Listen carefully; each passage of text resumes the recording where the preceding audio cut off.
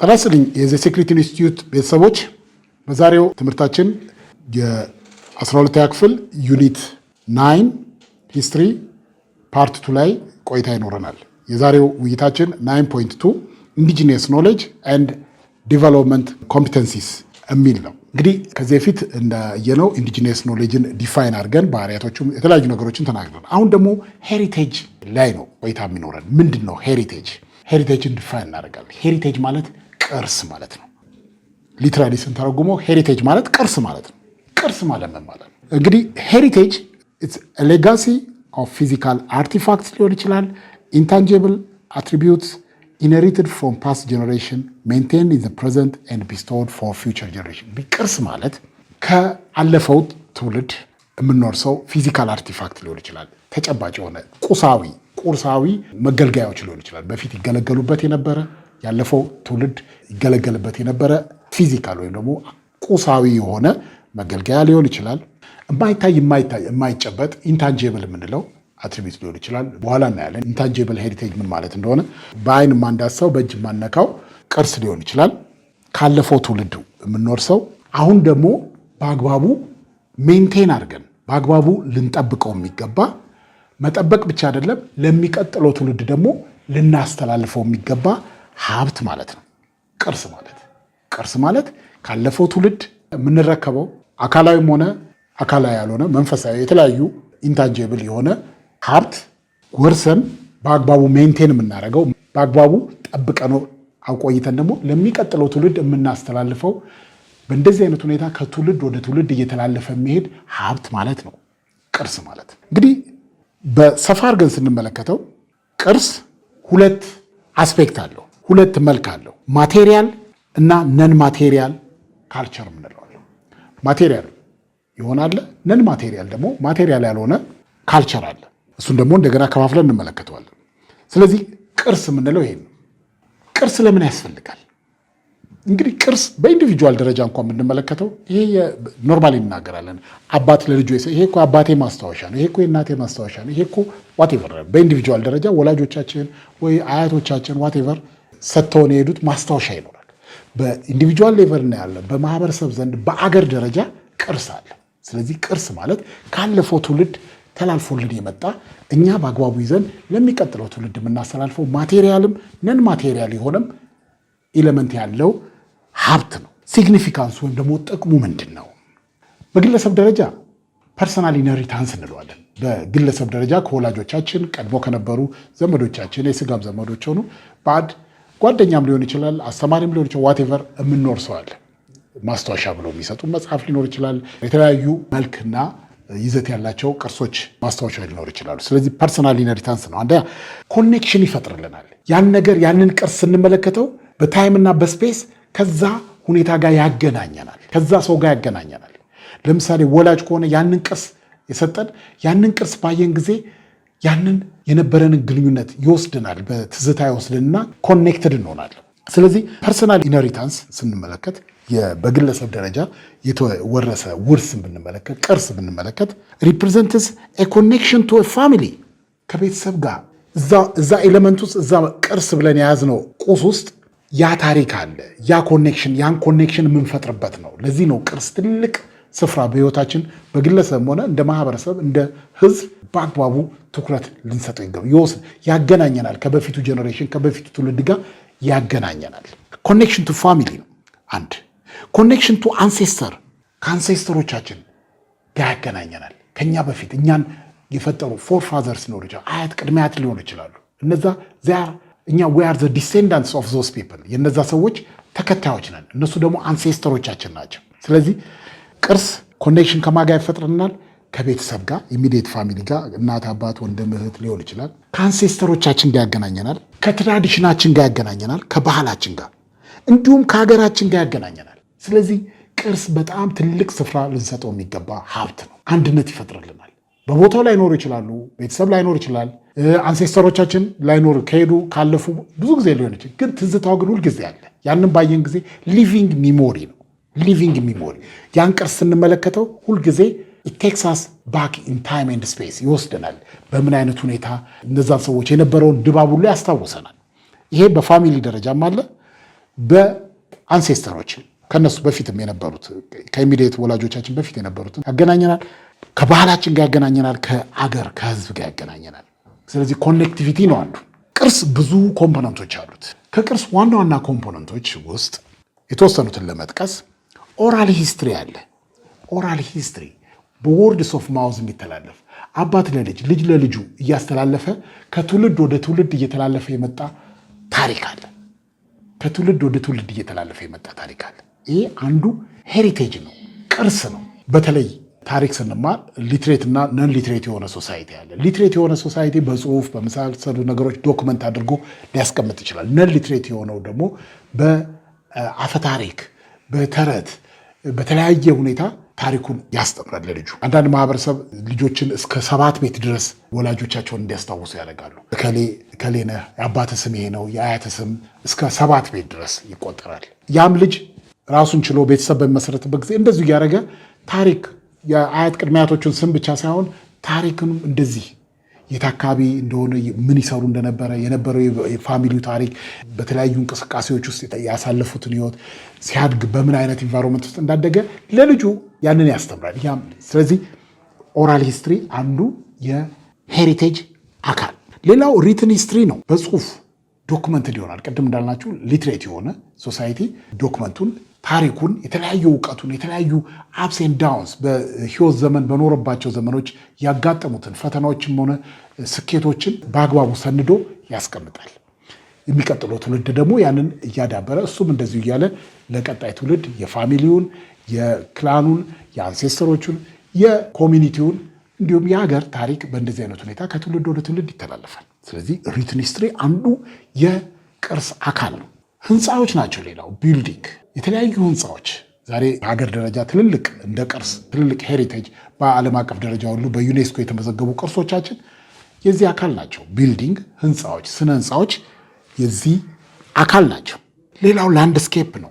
የተፈጥሮ አቀማመጥ፣ ተፈጥሯዊ አቀማመጥ የአንድ አካባቢ ተፈጥሯዊ አቀማመጥ ልዩ የሆነ ድንቅ የሆነ የተፈጥሮ አቀማመጥ እንደዚሁ በቅርስነት የሚመዘገብ ነው። ኦብጀክት፣ የተለያዩ መገልገያ ቁሳቁሶች እንደዚሁ በሄሪቴጅነት ወይም ደግሞ በቅርስነት ይመደባሉ። ካልቸራል ብሊፍስ፣ የተለያየ ማህበረሰቡ የሚገልጽባቸው የተለያዩ እምነቶች፣ የተለያዩ የህብረተሰብ ክፍሎች መገለጫ የሆኑ እምነቶች እንደዚሁ የቅርስ አካላት ናቸው። ኮምፖነንትስ ኦፍ ሄሪቴጅ ናቸው። አሁን ወደ ኢትዮጵያ ሄሪቴጅ እንመጣለን። እንግዲህ ኢትዮጵያ ሀገራችን ምን ምን ቅርሶች አሏት፣ የት አካባቢ ይገኛሉ፣ ምን ምን አስፔክት አላቸው የሚለውን እንመለከታለን። እንግዲህ ከዚህ በፊት እንዳልነው ኢትዮጵያ በጣም ዳይቨርሲፋይድ የሆነ ሄሪቴጅ ያላት ሀገር ነች። በጣም ብዙ መልክ ያላቸው ቅርሶች ባለቤት የሆነች ሀገር ነች። ለዚህ ደግሞ ዋነኛ ምክንያቱ ብዙ ማንነቶች ያሏቸው ህብረተሰብ ክፍሎች በአንድነት የሚኖሩበት ሀገር በመሆኗ ብዙ ቅርሶች አሏት። ኢትዮጵያ boasts a rich variety of tangible and intangible cultural, religious and historical heritage። እንግዲህ ብዙ ጊዜ ትሰማለን ኢትዮጵያ በጣም እጅግ ብዙ የሆኑ ቅርሶች ቁሳዊም ሆነ ቁሳዊ ያልሆኑ ባህላዊ፣ መንፈሳዊ እና ታሪካዊ ቅርሶች ያሉባት አገር እንደሆነች በኩራት ሲገለጽ እንሰማለን። እኛም እናውቃለን። ዶክመንት ተደርገዋል አልተደረጉም ሌላ ይሹ ነው እናነሳዋለን። ነገር ግን እጅግ በጣም ብዙ ስፍር ቁጥር የሌላቸው መልከ ብዙ የሆኑ ታንጀብልም ተጨባጭና ተጨባጭ ያልሆኑ ወይም ደግሞ ኢንታንጀብል የሆኑ ቅርሶች ባለቤት የሆነች ሀገር ነች። እንደዚህ በመሆኗ እንኮራለን። ዩኔስኮ የአንድ ሀገር ቅርሶች ብቻ ሳይሆኑ የዓለም ሕዝቦች ቅርሶች ናቸው ብሎ በጣም ድንቅ የሆኑትን መዝግቦ በቅርስነት በዓለም ቅርስነት የሚመዘግብ የተባበሩት መንግስታት ድርጅት አካል የሆነ አካል ነው ዩኔስኮ። ዩኔስኮ ቀላል የማይባሉ ቁጥር ያላቸው ቅርሶችን የኢትዮጵያን ሄሪቴጆች ቅርሶች መዝግቧል። ነገር ግን እጅግ በጣም ብዙ ገና መመዝገብ የሚገባቸው በዩኔስኮ እውቅና ሊሰጣቸው የሚገቡ ብዙ ቅርሶች አሉ።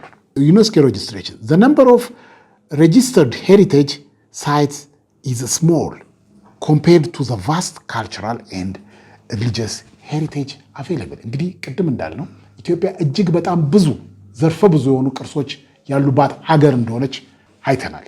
ነገር ግን ካሏት ቅርሶች ካሏት እምቅ እና ዘርፈ ብዙ ቅርሶች አኳያ በዩኔስኮ የተመዘገቡላት እጅግ በጣም ጥቂት ናቸው።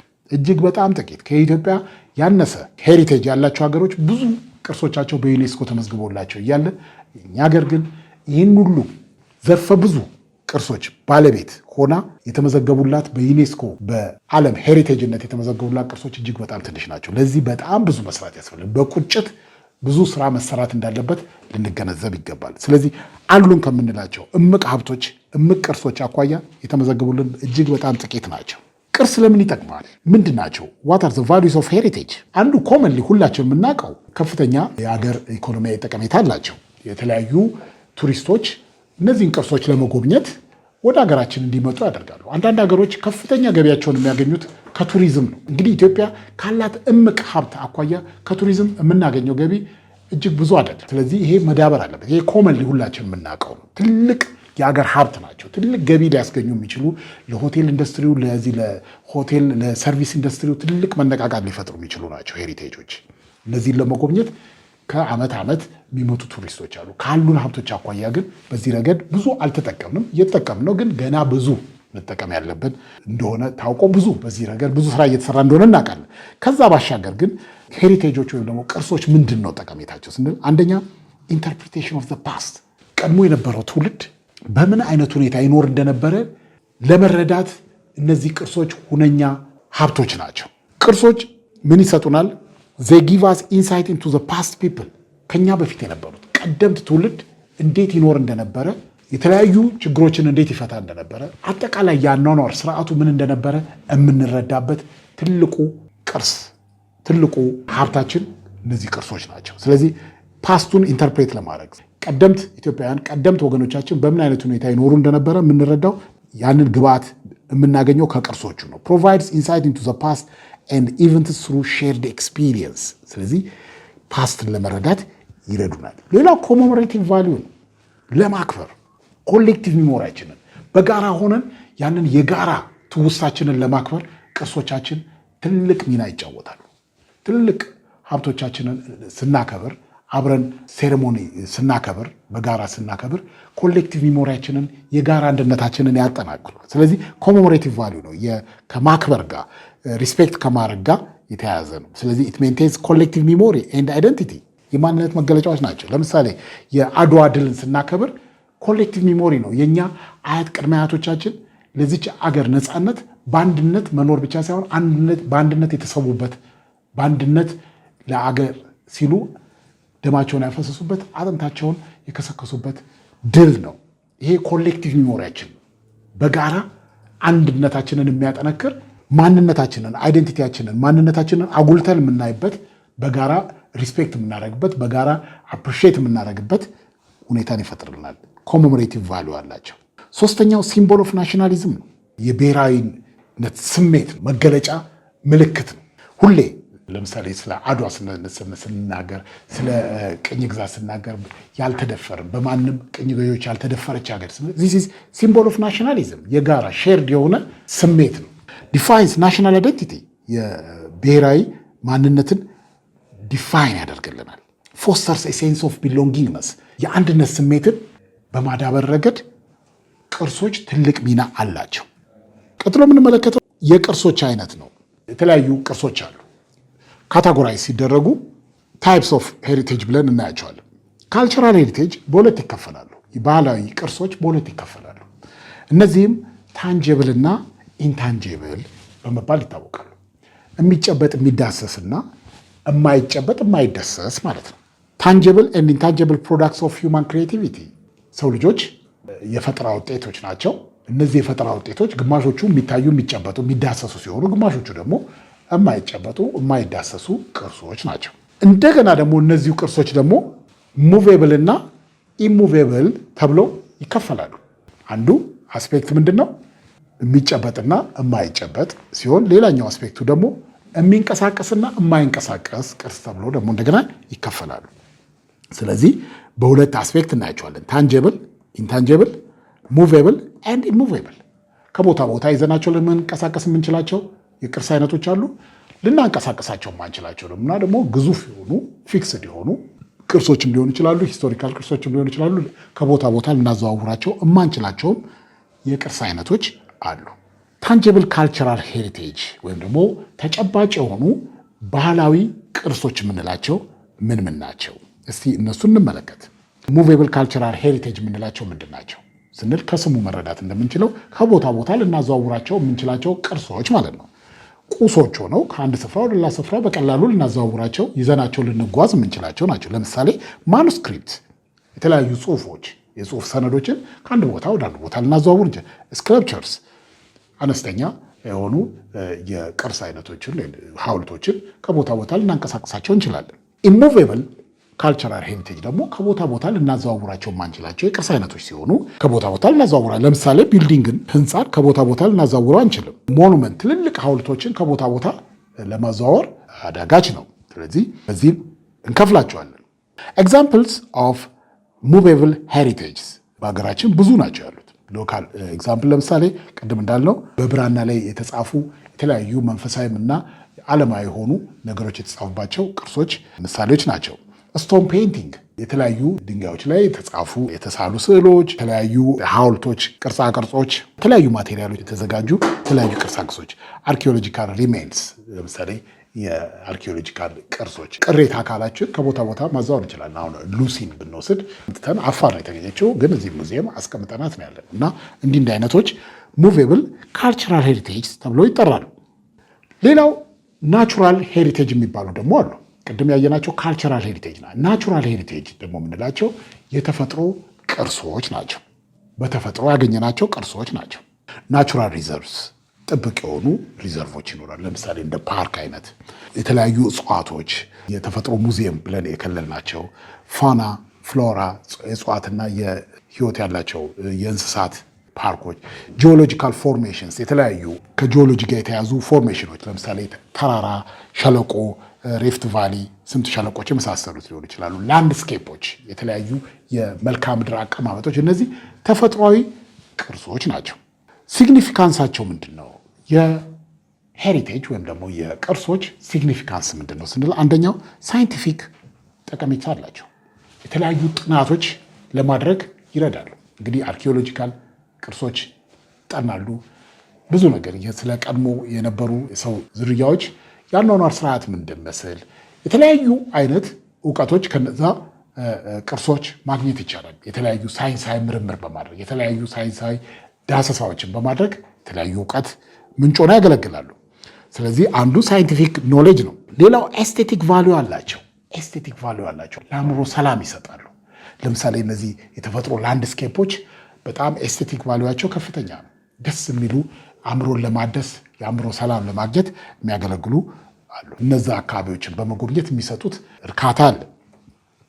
አርኪቴክቸራል ቫሊዩ አላቸው። የስነ ህንፃ ጥበባቸውን አፕሪሼት ለማድረግ ይረዳል። ካልቸራል ቫሊዩ አላቸው። ለማህበረሰቡ የሚሰጡ ባህላዊ እሴት ያዳብራል። በምን አይነት ሁኔታ ይኖሩ እንደነበረ፣ እንዴት ችግሮችን ይፈቱ እንደነበረ፣ የነበረውን የተለያዩ ማህበራዊ፣ ኢኮኖሚያዊ፣ ፖለቲካዊ ሁኔታዎችን እንዴት ሪዞልቭ ያደርጉ ነበረ፣ በምን አይነት ሁኔታ እነዛን ችግሮች ተሻግረው እዚህ ደረሱ የሚሉ የተለያዩ ጥያቄዎችን ለመመለስ ይረዳሉ። ኢንታንጂብል ካልቸራል ሄሪቴጅ የምንላቸውስ እንግዲህ ቅድም ያየናቸው ስለ ታንጂብል ወይም ደግሞ ተጨባጭ ወይም ደግሞ ልናያቸው ልንዳሳቸው ስለምንችላቸው ካልቸራል ሄሪቴጅ ናቸው ወይም ደግሞ ባህላዊ ቅርሶች ነው። ኢንታንጂብል የምንላቸው ምንድን ነው? መጀመሪያ ኢንታንጂብል ካልቸራል ሄሪቴጅ የምንላቸው ምንድን ናቸው? ኢንታንጂብል ካልቸራል ሄሪቴጅ አር ካልቸራል ፕራክቲስስ ዛት ካንኖት ቢ ታችድ፣ ልንዳስሳቸው ማንችል ነገር ግን ልናያቸውና ልንሰማቸው የምንችሉ ናቸው። ነገር ግን ልንዳስሳቸው ልንጨብጣቸው ማንችል አይነት ካልቸራል ወይም ደግሞ ባህላዊ ቅርሶች ኢንታንጂብል ወይም ደግሞ የማይዳሰሱ የባህላዊ ቅርሶች ብለን እንጠራቸዋለን። ለምሳሌ የተለያዩ ፐርፎርማንሶች አሉ። የተለያዩ እንቅስቃሴዎች፣ ጭፈራዎች ሊሆኑ ይችላሉ። የተለያዩ ሴሬሞኒዎች፣ የተለያዩ መንፈሳዊ ስርዓቶች ይኖራሉ። ሙዚቃ፣ ድራማ፣ ስነ ጽሁፍና አዘር ይህን የመሳሰሉ እንሰማቸዋለን፣ እናያቸዋለን። ፐርፎርም ሲያደርጉ ሰዎቹ ሲደንሱ፣ የተለያዩ ባህላዊ ጭፈራ ሲያደርጉ፣ የተለያዩ የእምነት ፕራክቲሶችን የተለያዩ መንፈሳዊ ስርዓትን ሲፈጽሙ እንመለከታለን። ሙዚቃ ሲዘፍሩ፣ የተለያዩ ጭፈራዎች፣ ድራማ፣ ሊትሬቸር እነዚህ እንግዲህ ኢንታንጂብል ወይም ደግሞ የማይዳሰሱ ባህላዊ ቅርሶች ናቸው። ጠቅለል ስናደርገው ፕራዮሪቲ አጀንዳ ምንድን ነው? እነዚህን ቅርሶች በአግባቡ ዶክመንት አድርጎ ከትውልድ ወደ ትውልድ እንዲተላለፉ ማድረግ ጊዜ የማይሰጠው አስቸኳይ እና ጠቃሚ ነገር መሆኑን ባለፈው ውይይታችን አይተናል። አሁንም እንደግመዋለን። ስለዚህ ፕራዮሪቲ አጀንዳ ምንድነው? ሬጂስተሪንግ ኢትዮጵያስ ካልቸራል ሂስቶሪካል ኤንድ ሪሊጂየስ ሄሪቴጅ ዊዝ ዩኔስኮ ሹድ ቢ ኤ ፕራዮሪቲ ፎር ኦል ኮንሰርንድ ቦዲስ።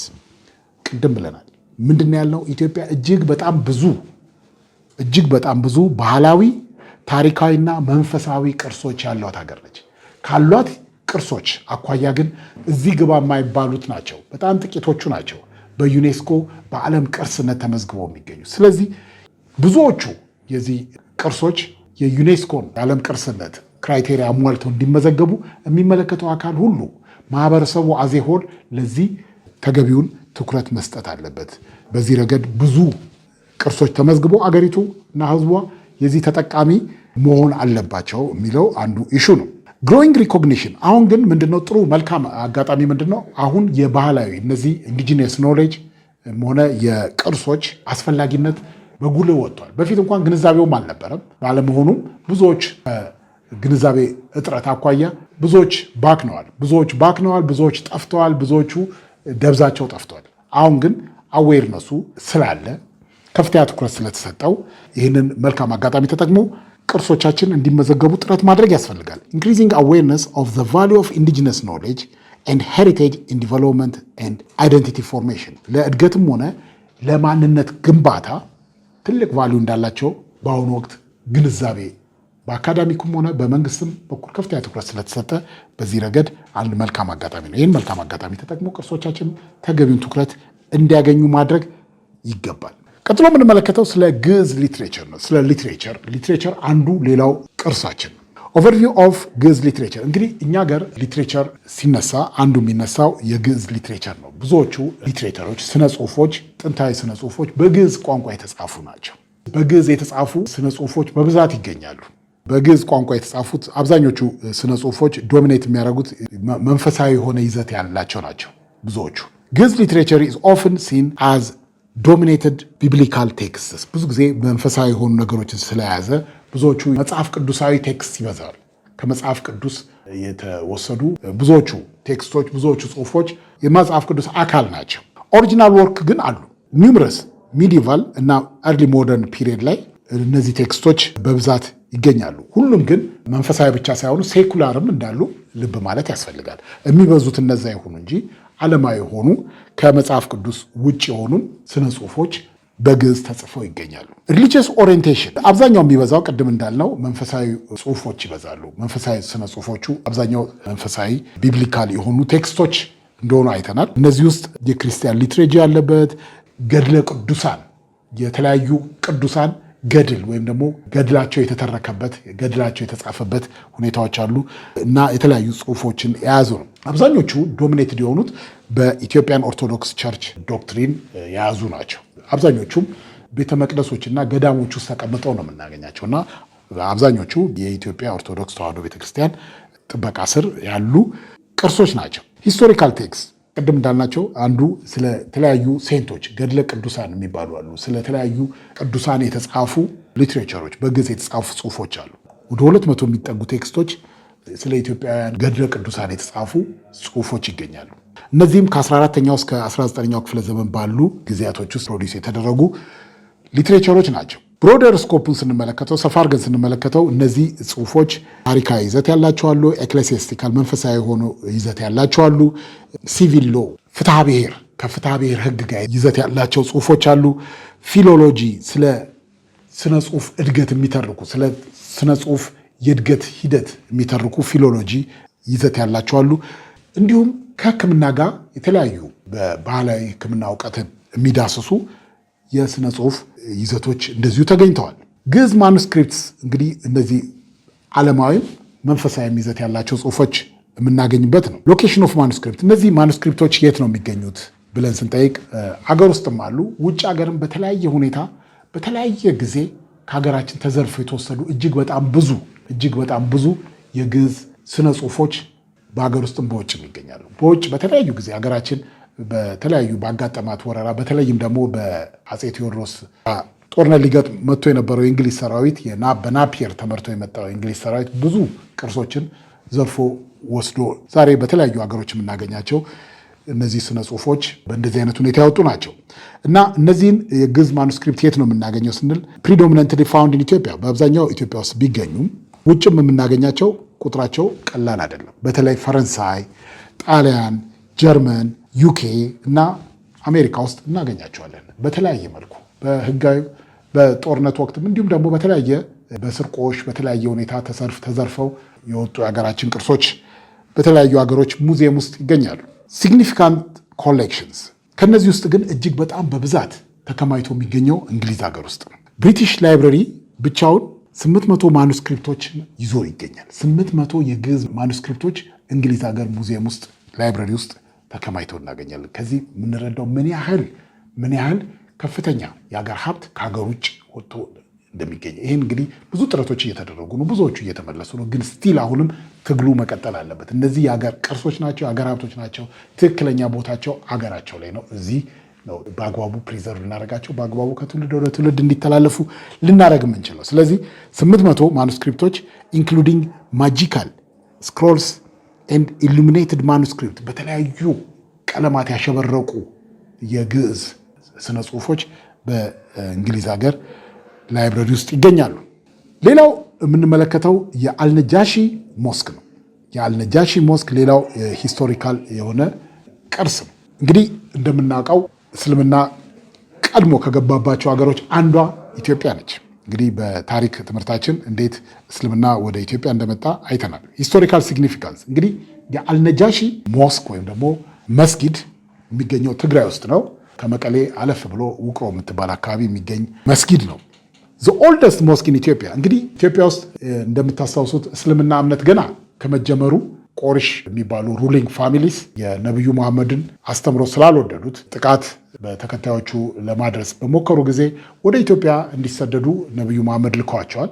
እነዛ የተሰደዱ ወደ ኢትዮጵያ የመጡ የመጀመሪያ እስልምና እምነት ተከታዮች ልጃቸውን ፋቲማን ጨምሮ ወደ ኢትዮጵያ ልከዋል። ፋቲማና ባሏ በኋላ ሶስተኛው ካሊፍ የሆነው ኡስማን የሚባለው የነቢዩ መሐመድ ተከታይ ወደ ኢትዮጵያ ተልከው ነበር። ዘ ኦልደስት ሞስክ ኢን ኢትዮጵያ ሎኬትድ ኢን ትግራይ ሪጅን። ኮንቴክስቱ ምንድን ነው? እንዴት ነው ይሄ አልነጃሺ መስጊድ ኢትዮጵያ ውስጥ ሊመሰረት የቻለው ብለን ስንጠይቅ ኢት ዋዝ ስታብሊሽድ ኢን 7th century AD በሰባተኛው ክፍለ ዘመን ነው። እንግዲህ እስልምና እምነት የተጀመረበት ዘመን ነው ይሄ 7ኛው ክፍለ ዘመን ማለት። ገና እምነቱ እንደተጀመረ ነው ወደ ኢትዮጵያ እነዚህ የመጀመሪያው የነቢዩ መሐመድ ተከታዮች ወደ ኢትዮጵያ ተሰደው እንዲመጡ የተደረጉት። established in 7th century for followers of Prophet Muhammad seeking refuge persecution ቆሪሽ ገዢዎች ሲያሳድዷቸው፣ የቆሪሽ ሩሊንግ ክላስ ሲያሳድዷቸው እነሱን በመሸሽ ወደ ኢትዮጵያ ሂዱ ተብለው በነቢዩ መሐመድ ወደ ኢትዮጵያ እዛ በሰላም ትኖራላችሁ ተብለው የተላኩ ናቸው። መጡ። ሪፊውጂ ኢን አክሱም ምን ይመስል ነበረ አካባቢ? the prophet Muhammad's guidance እንግዲህ they were directed followers to seek refuge with the Christian kingdom of Aksum, kingdom of for justice. ህግና ፍትህ የሚያውቅ ንጉስ እዛ አለ፣ ሂዱ እዛ ምንም አትሆኑም ተብለው ነው የተላኩት። ንጉሱ በዛን ወቅት የነበረው የአክሱም ንጉስ ኪንግ ኤላሻም ይባላል። ኮመንሊም አልነጃሺ ወይም ደግሞ ነጋሺ ተብሎ ይታወቃል። ቆሪሽ ተከትለዋቸው መጡ። የቆሪሽ ገዢዎች እንደውም ስጦታ ሁሉ ነው ይዘው የመጡት። ለንጉሱ ስጦታ ሰጥተው እነዚህን እንዲሰጧቸው ይዘው ለመመለስ ሲመጡ ንጉሱ በፍጹም ይህን አይደለም፣ የወርቅ ተራራ ብትሰጡኝ አሳልፌ አልሰጣችሁም ብለው አልተቀበሏቸውም። በእንደዚህ አይነት ሁኔታ the king refused extradition መልሶ ለነሱ አሳልፈው አልሰጣቸውም። ስለዚህ በሰላም እንዲኖሩ የተደረገበት ነው። እንግዲህ እነዚህ የመጀመሪያ የመጡ የነብዩ መሐመድ ተከታዮች ናቸው። በዛን ወቅት ይህንን መስጊድ በዓለም ላይ የመጀመሪያ ከሚባሉት መስጊዶች አንዱ የሆነውን አልነጃሺ መስጊድ እዚህ በሀገራችን ነው የሚገኘው። ይሄ በጣም እጅግ ትልቅ ሲግኒፊካንስ ያለው መስጊድ ነው። ትልቅ ቅርስ ነው። የትም ዓለም ላይ የማይገኝ ቅርስ ነው። ኢትዮጵያ በእስላሙ ወርልድ ያላትን ሲግኒፊካንት ቦታ የሚያሳይ ነው። ምንድነው ኢምፖርታንስ ኦፍ ዚስ ሞስክ ብለን ስንጠይቅ ካልቸራል ሲግኒፊካንስ አለው፣ ባህላዊ ጠቀሜታ አለው። አልነጃሺ ሞስክ ሲምቦላይዝ ኤርሊ አክሴፕታንስ ኦፍ ኢስላም። እንግዲህ እስልምና እምነት ራሱ ከተነሳበት ሳውዲ አረቢያ ውስጥ ተቃውሞ በገጠመው ጊዜ ኢትዮጵያ ውስጥ አክሴፕትድ መደረጉን ያሳያል። ኢትዮጵያ ውስጥ በሰላም እንዲኖሩ ንጉሱ አመቻችቶላቸዋል። ስለዚህ ምንድነው የሚያሳየው? ኤርሊ አክሴፕታንስ ኦፍ ኢስላም። ኢትዮጵያ እስልምና ቀድማው ከተቀበሉት ሀገሮች የመጀመሪያዋ ነች። ሌላው ይቅርና መካና መዲና እንኳን ብዙ ተከታዮች ብዙ አክሴፕታንስ ብዙ ተከታዮች ሳይኖሩት ኢትዮጵያ ውስጥ አክሴፕታንስ ያገኘበት ሁኔታ ያሳየናል። ይሄ ምን ያህል ሂስቶሪካሊ ኢምፖርታንት ምን ያህል ገና በደንብ ያልተጠቀምንበት ሀብት እንደሆነ በሚገባ ያሳየናል። ዓለም ይሄ ዛሬ አረቡ ወርልድ እስልምናን ሳይቀበል እስልምና ሳይስፋፋ ሳውዲ አረቢያ ውስጥ እንኳን ሳይስፋፋ ኢትዮጵያ ውስጥ ግን አክሴፕትድ ሆኖ ነበር። ይሄ ኢትዮጵያ በእስልምና ረገድ ያላትን ትልቅ ሚና ያሳያል። ሌጋሲው ምንድን ነው? ቅርሱ ምንድን ነው? ሪማይንደር ኦፍ ዘ ሆስፒታሊቲ ኦፍ ዘ ፒፕል ኦፍ ኢትዮጵያ የኢትዮጵያ ሕዝብ እንግዳ ተቀባይ መሆኗን ዛሬ አይደለም ከጥንት ጀምሮ እንግዳ ተቀባይ ሕዝብ መሆኑን በተግባር የሚያስመሰክር ቅርስ ነው። ሪማይንደር ኦፍ ዘ ሆስፒታሊቲ ኤክስቴንድድ ቱ ሙስሊም ዱሪንግ ዘ ኤርሊ ስትራግልስ ፈተና በገጠማቸው ገና እስልምና ሃይማኖት ዛሬ እንደዚህ በዓለም ላይ ሳይስፋፋ ገና በእንጭጩ በቆሬሽ ገዢዎች ሊቀጭ የነበረውን በትን ሁኔታ ተቋቁሞ እንዲያልፍ ኢትዮጵያ ያበረከተችውን አበርክቶ በጉልህ የሚያሳይ የኢትዮጵያን ስም በሙስሊሙ ወርልድ ዘንድ ከፍ ያለ ቦታ ያለው እንደሆነ በተግባር የሚያረጋግጥ ቅርስ ነው። ኢትዮጵያ ሞናርክስ ኤንድ ፓላስ ሌላው ቢልዲንግ ትራዲሽን ነው። እንደዚሁ ሁሉ የተለያዩ ግንባታዎች በቅርስነት ተመዝግበው ይገኛሉ ሀገራችን ውስጥ። እንግዲህ በሚዲቫል ፔሪየድ ከ1270 ጀምሮ ያለው የኢትዮጵያ ታሪክ የሚዲቫል ፔሪየድ ይባላል። ከሪስቶሬሽን ኦፍ ሰሎሞኒክ ዳይነስቲ ጀምሮ በሚዲቫል ፔሪየድ ውስጥ አንድ የተለየ ፊቸር ነበረ። ነገስታቱ አንድ ቦታ አይቀመጡም ነበረ። ከቦታ ቦታ እየሄዱ ጊዜያዊ የሆነ ካምፕ ነበር። ሮቪንግ ካፒታልስ ይባላሉ። ሞባይል ካፒታልስ ነው ይባሉ። ዛሬ አንዱ ከተማ ይቆያሉ። ለተወሰነ ጊዜ ከቆዩ በኋላ እንደገና ደግሞ ድንኳናቸውን ነቅለው ሌላ ቦታ ሄደው ነው የሚሉት እና ሙቪንግ ካፒታልስ ሚዲቫል ኢትዮጵያን ሂስትሪ ሙቪንግ ካፒታልስ ነበሯቸው። አንድ ቦታ አይቀመጡም። የተፈጥሮ ሀብት ያለበት ቦታ ይቀመጣሉ። እዛ አካባቢ ረብሻ ያለበት ቦታ ሄዱና ሰላምና ጸጥታ ካረጋጉ በኋላ ይቆያሉ። እንደገና በዚህ የተነሳ በሚዲቫል ኢትዮጵያ ነገስታት የተለያዩ ቦታዎች ማዕከላቸው ወይም ደግሞ ከተማቸውን መስርተው የኖሩበት ጊዜ እንደነበረ ከታሪክ እናውቃለን። በኋላ ግን ፖስት ሚዲቫል ፒሪየድ ነገስታት ይህንን ከቦታ ቦታ መንቀሳቀሳቸውን ትተው አንድ ቦታ ከተማ መስርተው መኖር ጀምረዋል። በተለይ ከጎንደር ጊዜ ጀምሮ በተለይ ከአጼ ፋሲል ናቸው። ከአጼ ፋሲል ጊዜ ጀምሮ ጎንደር ከተማን የገነቡት የመሰረቱት አጼ ፋሲል ናቸው። ከአጼ ፋሲል ጀምሮ የተለያዩ ነገስታት ቤተ መንግስቶቻቸውን በተለያዩ ቦታዎች ገንብተዋል። ያ በቅርስነት እስከ ዛሬ ድረስ ተመዝግበው ያሉ ቅርሶች አሉ። ስለዚህ ከሚዲቫል ፔሪየድ በኋላ በተለይ ከአጼ ፋሲል ጀምሮ ነገስታት ዋና ከተማ መስረት ጀምረዋል። በዚህም የተለያዩ ግንባታዎችን በማድረግ ቤተ መንግስቶቻቸውን አንጸዋል። ከነዚህ ውስጥ እንግዲህ ከአጼ ፋሲል ቀጥሎ የምናነሳቸው አጼ ዮሐንስ መቀሌ ላይ ቤተ መንግስታቸውን ገንብተዋል። እንዲሁም አጼ ሚኒሊክ ያው የምናውቀው የሚኒሊክ ቤተ መንግስት 4 ኪሎ ያለው የሚኒሊክ ቤተ መንግስት አጼ ሚኒሊክ የገነቡት ነው። እነዚህም በቅርስነት እስከዛሬ ድረስ ያሉ ናቸው። ስናጠቃልል ካልቸራል ሄሪቴጅ ግዕዝ ሊትሬቸርን አይተናል። ግዕዝ ሊትሬቸር ኢትዮጵያ ውስጥ መንፈሳዊም ዓለማዊም የሆኑ ይዘቶች ያሏቸው የሥነ ጽሑፍ ሀብት ተከማችቶበት የምናገኘው ነው። እንደዚሁም የፊዚካል የሆኑ ቅርሶች ስንመለከት ደግሞ አልነጃሺን አይተናል። እንዴት ኢትዮጵያ ሪች ካልቸራል እና ሪሊጂየስ ሄሪቴጅ ያለባት ሀገር መሆኗን ያሳያል። ኢንዱሪንግ ሌጋሲን ስንመለከት ዲስ ኤሌመንትስ ኮንትሪቢዩት ቱ ኢትዮጵያስ አይደንቲቲ የኢትዮጵያዊ ማንነትን ጎልቶ እንዲታይ ያደረጉ ቅርሶች ናቸው። ኤንድ ኢትስ ሂስቶሪካል ሮል ኢን ዘ ኤርሊ ስፕሬድ ኦፍ ኢስላም በተለይ አልነጃሺ በእስልምና በመጀመሪያ በመስፋፋት ሂደት ላይ ገና በኤርሊ ስቴጅ በነበረበት ሰዓት ትልቅ ሚና ትልቅ ታሪክ ከዚህ ጋር በተያያዘ ገጥሞት የነበረውን ፈተና ለመቋቋም የአልነጃሺ መስጊድ ይህን ሁሉ ለዓለም የሚያስረዳ ትልቅ ሀብት ነው። ቀጥሎ የምንመለከተው የጅማ አባጂፋር ፓላስ ነው። ልክ እንደዚህ ሁሉ የጅማ አባጂፋር ፓላስ ሌላው እንደዚህ በቅርስነት የሚቆጠር ትልቅ ሀብት ነው። ሂስቶሪካል ኮንቴክስቱ ምንድን እንግዲህ ጅማ አባጂፋር ኪንግ አባጂፋር ሰከንድ ይባላሉ። 6ኛው ንጉስ ናቸው። የኦሮሞ ሙስሊም ዳይናስቲ የዛ አካባቢ የጊቤ ስቴት ውስጥ ጅማ አባጂፋር አንዱ ስቴት ነው። የዚህ 6ኛው ሩለር ጅማ አባጂፋር ሰከንድ ይባላሉ። የነገሱበት ዘመን ከ1877 እስከ 1933 ድረስ ነግሰዋል። the last king of the kingdom of ጅማ የጅማ የመጨረሻው ንጉስ ናቸው። ይሄ የጅማ አባጅፋር ቤተመንግስት ወደ 400 ኪሎ ግራም የሚሆን ወርቅ የፈጀ እንደሆነ ይጠቀሳል። 65,000 ማሪያ ትሬዛ ታለር ይባላል፣ ወይም ደግሞ በአማርኛ አጠራሩ ማርትሬዛ ይባል ነበር። የድሮ የነበረ የኦስትሪያ ገንዘብ ነው። እኛ ሀገር ውስጥ በሰርክ በከፍተኛ ጥቅም ላይ ይውል ነበር። የማርትሬዛ ከፒውር ብር የተሰራ ታለር ነው፣ ገንዘብ ነው እና 65,000 በወቅቱ 65,000 የማርትሬዛ ገንዘብ የፈጀ እንደሆነ መረጃዎች ያሳያሉ። አርኪቴክቸራል ፊቸሩ ምን ይመስላል ስንል ከፍተኛ የሆነ የኢንዲያ አርኪቴክቸር ይታይበታል። ሌአውቱን ስንመለከት ግራውንድ ፍሎሩ ወለል ላይ ያለው የፋሚሊ ሞስክ ነው። የቤተ መንግስቱ ውስጥ ያለው የጅማ አባጅፋር እና ቤተሰቦቻቸው የሚጠቀሙበት መስጊድ ነው። ቀጥሎ ሪሰፕሽን ሩም አለው እና ግራውንድ ላይ ያለው ነው የመጀመሪያው ፍሎር። አንደኛው ፍሎር ላይ ደግሞ ኮርት ሩም ነው። እንግዲህ የድሮ ነገስታት ፍርድ ይሰጣሉ። በሚያስተዳድሩ ግዛት ውስጥ የዳኝነት ሚና ስለሚጫወቱ ኮርት ሩም ነው፣ ችሎት ፍርድ የሚሰጡበት ክፍል እዛ ውስጥ ይገኛል። እንደገና ፕራይቬት አፓርትመንት አለ፣ የግል መኖሪያቸው የሚተኙበት የመሳሰለው ያለበት አንደኛው ፍሎር ነው። ዋች ታወር ደግሞ የሚባል ነበራቸው። ዋች ታወር የሚባል አካባቢውን የሚቃኙበት ክፍል አለ። ይሄ ዶሚኔት ዘ ኮምፕሌክስ ቪው። ከዛ ይሄ ዋች ታወር ከሚባለው ክፍል ውስጥ አካባቢውን ይቃኛሉ። ከዛ እስከ የት ድረስ ማየት ይችላሉ? እስከ ሸዋ፣ ከፋ፣ ወለጋና እስከ ጅማ ድረስ እንደዚህ የሚያዩበት የሚቃኙበት ክፍል እንደሆነ መረዳት ይቻላል። ሌጋሲው ምንድን ነው? አንደኛ ፐርሶናሊቲ ነው።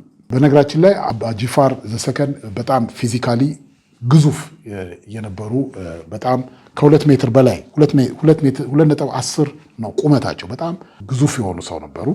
ኖቴብል ፎር ሂዝ ኢምፕሬሲቭ ሃይት፣ አንዱ በጣም ኢምፕሬሲቭ ለሆነው ፊዚካል እንትናቸው እና ያንን ያገናዘበ ቤተመንግስት ነው። ሪሌሽን ዊዝ ሚኒሊክ ከሚኒሊክ ጋር የነበራቸውን ግንኙነትንም እንደዚሁ ሪፍሌክት ያደርጋል። እንግዲህ ምንም እንኳ አባጅፋር የሙስሊም መንግስት ገዢ ቢሆኑም ከክርስቲያን ኪንግደም ጋር ፍሬንድሊ ሪሌሽንሽፕ ወይ ደግሞ መልካም ግንኙነት ላይ የተመሰረተ ግንኙነት ነበራቸው። በአግባቡ ግብራቸውን ትሪቢታቸውን ይከፍላሉ። በመሆኑም ከሚኒሊክ ጋር ሰላማዊ ግንኙነት ነበራቸው። ቶምቡ የት ነው የሚገኘው? ወይም ደግሞ መካነ መቃብራቸው እዛው አካባቢ ነው የሚገኘው። ቶምቡ የሚገኘው 1.5 ኪሎ ሜትር ከዚሁ ከፓላሱ ከቤተ መንግስቱ 1.5 ኪሎ ሜትር ወጣ ብሎ ያለበት ቦታ ይገኛል። ቀጥሎ የምንመለከተው የኩምሳ ሞሮዳ ፓላስ ነው። ሌላው ንጉስ ኩምሳ ሞሮዳ ይባላሉ። የእሳቸው ቤተ መንግስት የሚገኝበት ነው። ሂስቶሪካል ኮንቴክስቱ ምንድነው? 1870ዎች ውስጥ የተገነባ ቤተ መንግስት ነው። ኩምሳ ሞሮዳ የወለጋ ገዢ ነበሩ። የወለጋ ሄሪዲታሪ ገዢ ናቸው። ከአባታቸው የወረሱ ናቸው። ሄሪዲታሪ አባት ወደ ልጅ እንደዚህ እየተላለፈ የሚመጣ በቤተሰብ የመጣ የገዢነት ስልጣን የነበራቸው ናቸው እና ወለጋን ያስተዳደሩ ናቸው። ከረንት ስታተሱ በቅርብ ነው የተከፈተው። it was recently opened to the public after years of neglect። ለረጅም ዘመን ትኩረት ሳያገኝ ቆይቶ አሁን ታድሶ ነው ለህዝብ ክፍት የሆነው። የሚገኝበት 1 ኪሎ ሜትር ኖርዝ ኦፍ ወለጋ ሙዚየም ነው። ፎርመርሊ ሬዚደንት ኦፍ ወረበከሬ ፋሚሊው ነው። ኩምሳ ሞሮዳ የመጡበት ፋሚሊ ነው። የዛ አካባቢ ከሚገኝበት 1 ኪሎ ሜትር ራቅ ብሎ የሚገኝ ነው። ፊቸርስ ኦፍ ኩምሳ ሞሮዳ ፓላስ ካልቸራል ኤክስፒሪየንስ ሰራውንድድ ባይ ኤሪያስ ኦፍ ትራዲሽናል ኢትዮጵያን ኮፊ ኢን ኤ ፓርክ ላይክ፣ በቡና ተክል ያማረ ኢንቫይሮንመንት ተፈጥሮለት በእንደዚህ አይነት ሁኔታ የሚጎበኝ ቅርስ ነው። ቀጥሎ የምንመለከተው የሼክ ሆጀሌ ሬዚደንስ ነው። ሼክ ሆጀሌ ሬዚደንስ አዲስ አበባ ነው የሚገኘው። ብዙ ጊዜ ሸጎሌ ሰፈር ብለን የምንጠራው ሸጎሌ ብለን ኮረፕት በሆነ መልኩ የምንጠራው ሼክ ሆጀሌ ማለት ነው። ሸጎሌ የሚባለው የአዲስ አበባ ክፍል ውስጥ ስሙን ራሱ ያገኘው ከዚህ ሬዚደንስ ነው። የሼክ ሆጀሌ መኖሪያ ቦታ ነው ሸጎሌ ሰፈር የምንለው ማለት ነው። ሂስቶሪካል ሲግኒፊካንሱ ምንድን ነው? ይሄ ሼክ ሆጀሌ ሬዚደንስ የሼክ ሆጀሌ አልሐሰን ይባላሉ። ሼክ ሆጀሌ አልሐሰን የቤኒሻንጉል ገዢ የነበሩ ናቸው። ሼክ ሆጀሌ አልሐሰን ኦፍ ቤኒሻንጉል አዲስ አበባ ውስጥ አሰርቶት የነበረው አሁንም ድረስ ያለ የሼክ ሆጀሌ ሬዚደንስ ነው። የቤኒሻንጉል ገዢ የነበሩ ናቸው ሼክ ሆጀሌ አልሐሰን። ከረንት ስታተሱ በደርግ ጊዜ ተወርሶ ነበረ። በደርግ ጊዜ በ1975 ዓ.ም ኢትስ ኮንፊስኬትድ ተወርሶ የነበረ ነው። የመፈራረስ አደጋ ሁሉ ተጋርጦበት የነበረ ተወርሶ ሰዎች ይኖሩበት እንደ ቀበሌ ቤት ተከራይቶ ይኖሩበት የነበረ እና ተጎድቶ የነበረ ቅርስ ነበር። አንዳንድ ጊዜ የቅርስን ቫልዩ ባለመገንዘብ ቅርስ በእንደዚህ አይነት ሁኔታ ይጎዳል። መኖሪያ ግለሰቦች መኖሪያ ሆኖ በጣም በጥሩ ሁኔታ ላይ ያልነበረ ነበረ። ፕሪዘርቬሽን ኢፈርት። በኋላ ግን የአዲስ አበባ ከተማ አስተዳደር ይህንን በመገንዘብ ያን ሪኖቬት እንዲደረግ ተደርጓል። the city government is currently working conserve this heritage ይህንን ለተለያዩ ጉዳቶች ቸል ተብሎ ለተለያዩ ጉዳቶች ተጋልጦ የነበረውን ይህንን የሼህ ሆጀሌ አልሐሰን ቤተመንግስት አሁን ሪኖቬት ተደርጎ ተገቢው እንክብካቤ ተደርጎለት ለህዝብ ጥቅም እንዲውል ከፍተኛ ጥረቶች እየተደረጉ ያለበት ሁኔታ ነው ያለው። ቀጥሎ የምንመለከተው ስለ ሀላላ ኬላ ነው። ሀላላ ኬላ ኦፍ ዳውሮ በዳውሮ ዞን ውስጥ የሚገኝ ቅርስ ነው። ሀላላ ኬላ አሁን ብዙ ጊዜ በጠቅላይ ሚኒስትር አብይ አህመድ በከፍተኛ ሁኔታ ዘመናዊ ሎጆች፣ ዘመናዊ መዝናኛ ሎጆች መኖሪያ በጣም ድንቅ በሆነ ሁኔታ የተሰሩ ሪዞርቶች ከተሰሩበት አንዱ ይሄ ሀላላ ኬላ ነው። ምስሎቹን በተለያዩ ቴሌቪዥኖች አይተነዋል። እና ይሄ ሀላላ ኬላ ምንድን ነው? ሂስቶሪካል ኮንቴክስቱ ምንድን ነው? ኢት ዋዝ ቢልት ባይ ዘ ሩለር ኦፍ ዘ ሚዲቫል ኪንግደም ኦፍ ዳውሮ በመካከለኛው ዘመን የነበረው የዳውሮ ነገስታት የተገነባ ነው። ሀላላ ኬላ የተገነባበትም ዘመን ከ16ኛው እስከ 18ኛው ክፍለ ዘመን ባለው ጊዜ ውስጥ የነበሩ ነገስታት የገነቡት ግንብ ነው። ግንቡ የተገነባበት ዓላማ ዲፌንሲቭ ነው። ራስን ህዝቡን፣ አካባቢውና ህዝቡን ከጥቃት ለመከላከል የተገነባ ግንብ ነው። ዲፌንሲቭ ስትራክቸር ነው። ቱ ፕሮቴክት ዘ ሪጅን ዘ ኪንግደም ፍሮም ኔበሪንግ ኢነሚስ ከአካባቢው ህዝቦች ሊሰነዘር ከሚችል ጥቃት ለመከላከል የተገነባ ግንብ ነው። በተለይ ኢንክሉዲንግ ዘ አህመድ ግራኝ ዎር እንደምታዩት ከ16ኛው ክፍለ ዘመን ጀምሮ የተገነባ በመሆኑ በ16ኛው ክፍለ ዘመን ደግሞ ከፍተኛ ጦርነት ነበረ። ክርስቲያን ኪንግደሙና አህመድ ኢብን አልጋዚ ወይም ደግሞ ኮመንሊ ግራኝ ብለን ታሪክ የሚታወቀው መካከል የነበረ ጦርነት ነበረ። ስለዚህ ኢንክሉዲንግ አህመድ ግራኝ ዎር፣ ኦሮሞ ኤክስፓንሽን ኤንድ ፓስቶራሊስት ፕሬዠር እንግዲህ የአካባቢው ወላይታ ኪንግደምም አለ። ከዛም ጥቃት ይሰነዘርበት ስለነበረ ከነዛ አካባቢዎች ከነዚህ ማህበረሰቦች ሊሰነዘር የሚችል ጥቃት ራስን ለመከላከል የተገነባ ግንብ ነው። እዚህ በምስሉ እንደምትመለከቱት የዚህ ግንብ የተቀሩት ቅሬት የምንመለከትበት ነው። ፓርትስ ኦፍ ሀላላ ኬላ ኦፍ ዳውሮ ነው በምስል የምንመለከተው። ኮንስትራክሽን ዲቴይሉ ምን ይመስላል ስንል በማህበረሰቡ ዘንድ ምን ተብሎ ነው የሚጠራው? ካቲ ሀላላ ኬላ ተብሎ ይጠራል። ካቲ ሀላላ ኬላ ተብሎ ይጠራል። ድራይ ስቶን ነው የተገነባው፣ በድራይ ስቶን ነው። ድራይ ስቶን ማለት ያለምንም ማጣበቂያ፣ ያለምንም ሲሚንቶ፣ ያለምንም ድንጋዩን ከድንጋዩ ጋር ለማጣበቅ ምንም ጥረት ሳይደረግ በካብ መልክ የተሰራ ግንብ ነው። ስትራክቸሩ ከ3 እስከ 7 ዙሮች የታጠረ ነው። ኪንግደም ፕሮቴክትድ ባይ 7 ሜን ጌትስ፣ ሜን ጌቶች አሉት። ዝም ብሎ ግንብ ብቻ ሳይሆን ጥበቃ የሚቀመጥባቸው 7 በሮች እንዳሉት መረዳት ይቻላል። ዳይሜንሽኑ ስቲሜትድ ሌንግዙ ከ150 ኪሎ ሜትር እስከ 200 ኪሎ ሜትር ነው። ቶታል ሌንግዝ ኦፍ ዘ ዎል አፕሮክሲሜትሊ 1000 ኪሎ ሜትር ይሆናል። አቨሬጅ ሃይት ከ2.6 ሜትር ነው። ዊድዙ ደግሞ የግንቡ ስፋት ደግሞ እስከ 3.5 ሜትር ይደርሳል። ከረንት ስታተስ ፕሪዘርቭ ተደርጓል። ፓርትስ ኦፍ ሀላላ ኬላ ስቲል ኤግዚስትስ በት ሪኳየር ኢሚዲየት ኮንሰርቬሽን ኦፍ ኢፈርት። አሁን እንደምናውቀው አሁን ግን ይሄ መጽሐፍ ሲጻፍ ነው በሂደት ላይ ነው ያለው ነው የሚለው። አሁን ግን በጣም ድንቅ ድንቅ የሆኑ ሪዞርቶች ተሰርቶ ለጎብኚዎች ክፍት እንደተደረገ ከከረንት አፌር ማወቅ ችለናል። በዚህ የዛሬውን ትምህርት እናጠናቃለን። ለነበረን ጊዜ አመሰግናለሁ።